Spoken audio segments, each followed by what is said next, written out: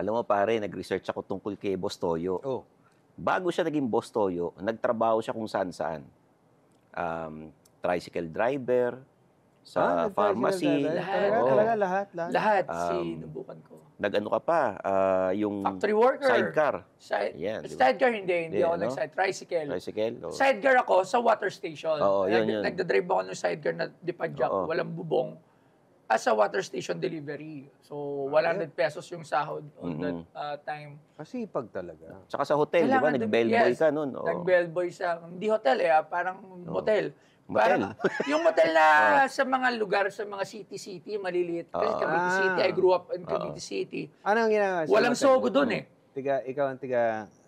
Ito po. Oo. Yan, taga-tagalinis din ng mga bedsheet na hindi pinapalitan. Ganun lang dati, pagkapagpag lang. Kasi parang ang check-in lang. Na-tsempohan mo ba ako doon? Hindi, kasi sobrang... Hindi, ano lang yun sobrang small time mo. Sa very cheap motel.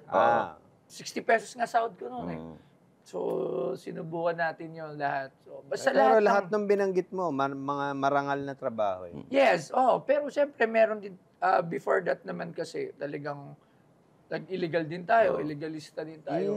Before yung mga ganyan na mga bagay. Kasi I almost tried everything. Basta mag-gain ng money at mag-earn ako ng pera, I almost tried anything everything. to survive. Yes, oo.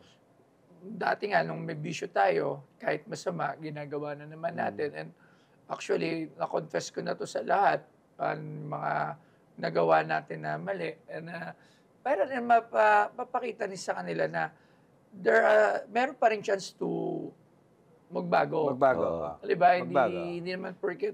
Pero I'm not setting this up. Parang gawin nyo to, kailangan nyo muna magpakasama para maging mabuti.